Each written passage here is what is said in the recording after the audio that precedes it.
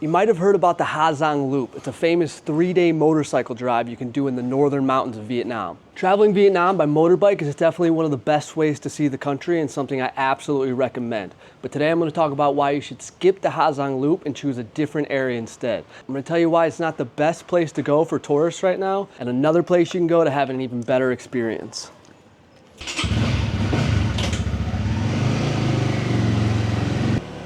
I've driven the Ha Giang Loop myself, but I just got back from another trip not too far from there that I thought was even more incredible than Ha Giang. Now don't get me wrong, the Ha Giang Loop has some of the most stunning scenery I've ever seen in my life. But what most people don't realize is that most of Vietnam has epic landscapes that are just as good, if not better, than Ha Giang. The Ha Giang Loop has recently just become too popular. It's packed with foreign tourists, usually traveling in large groups. The roads are going to be super busy with traffic for the entire loop. There's other loops in the area that you can drive where you'll barely see another foreigner for 5 days. It's also super dangerous. Surprisingly, the roads are not as well paved as some other even more remote areas in the country. So there's constantly stories of foreigners having nasty wrecks up in Ha Giang. There's also a lot of police checkpoints all around the loop. So they're basically just using the popularity of the drive as a way to squeeze money out of foreigners. So there's a decent chance you're gonna get pulled over. If you don't have a Vietnamese driver's license, you're gonna get a fine at the very least. At worst, they're gonna impound your bike. I got pulled over when I was driving in Ha Giang. Even though I have a Vietnamese driver's license, they still gave me a 500K fine for who knows what. Dealing with the police is just a pain in the ass. If you don't know how to handle police in Vietnam, it's just gonna add a bunch of stress to your trip. Now, if you definitely can't drive a bike and you want to go with a tour group who's going to take care of everything for you, then Ha Giang is probably your best option. You can hire a Vietnamese driver who will drive the bike the entire loop for you with you riding on the back. And there's nothing wrong with this. I just think you're not going to get the best authentic Vietnamese experience this way. When you get out into the really untouched areas of Vietnam, there's something amazing that happens. And I can't stress how great these experiences are. You go to these places where they're not used to seeing foreigners. Everybody's happy and smiling at you. They can't wait to interact with you. So this way of traveling probably seems more intimidating than sticking to the already beaten path. But I'm telling you, these will be memories that you'll never forget for your entire life. I've done 5 or 6 legit bike trips now, and these are all my best memories after living in Vietnam for 5 years. So the most recent trip I've just finished up was to Cao Bang Province. Now, Cao Bang is a province directly north of Hanoi, right next door to Ha Giang. And this is going to be my recommendation to most tourists that are looking to do a motorcycle trip in the mountains. So Cao Bang is amazing. It has similar landscapes to Ha Giang's, but really nice roads and very little traffic. In Cao Bang Province, at the border of Vietnam and China, there's the largest waterfall in all of Asia. It's called Thac Ban Gioc, and it's probably the most incredible natural wonder of Vietnam.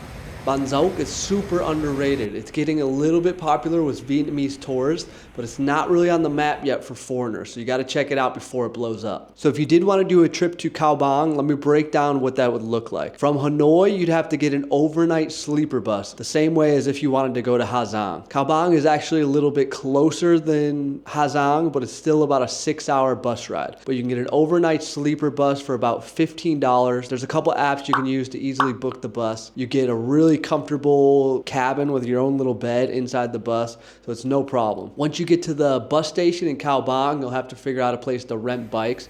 I recommend a place called Cao Bang Eco Hostel. They've got a big range of bikes you can choose from, all at really good prices, and they even let you sleep in the dorms for a few hours when you first arrive, because it's probably going to be about 5 or 6 in the morning. Ideally, you got a couple friends with you, but even if you're solo, there's going to be little groups of riders headed from Cao Bang City to the waterfall, probably every day. So the waterfall is about a 1.5 hour drive from Cao Bang City.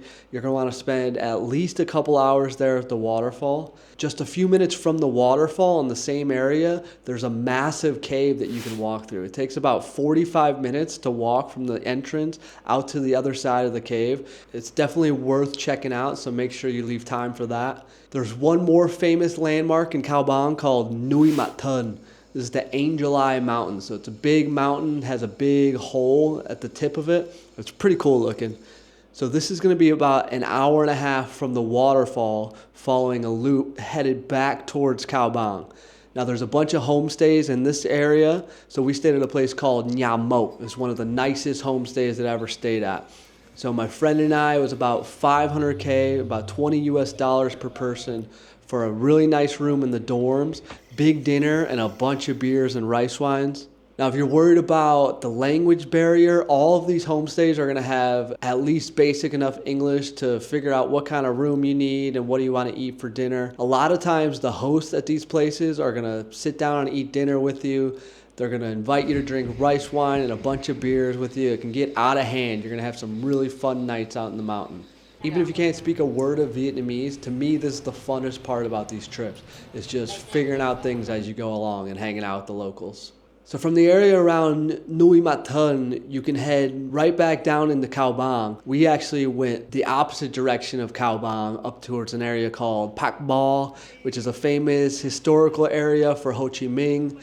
We went to another town called Bao Lac and stayed in an amazing homestay out in the rice fields there. Then we headed down to Ba Be Lake, which is a giant natural lake. You can rent boats and they'll take you out on the water and you can jump off giant rocks in the middle of the lake. Definitely a cool spot to check out. The really cool thing about this Cao Bang area is there's different country roads that go off in every direction, and you can mix and match and kind of decide how many days you want to spend on the bike. If you want to do 2, 3, 4, even 5 days, and then you just go as far as you want and just leave one day to work your way back to Cao Bang City, basically. So from Ba Be, we headed back up into Cao Bang City to return the bikes. It was during the daytime, so we got a limo van straight back to Hanoi, 6 hours, and that was the trip. You cannot beat a motorbike trip in the mountains with your buddies. The best time of your life. So if you do want to do a motorbike trip a little bit off the beaten path, Cao Bang is definitely my best recommendation for you. If you need any help planning a trip, send me a message. I'm happy to help out wherever I can. For now, I hope you enjoyed the video, and I'll see you in the next one. Peace.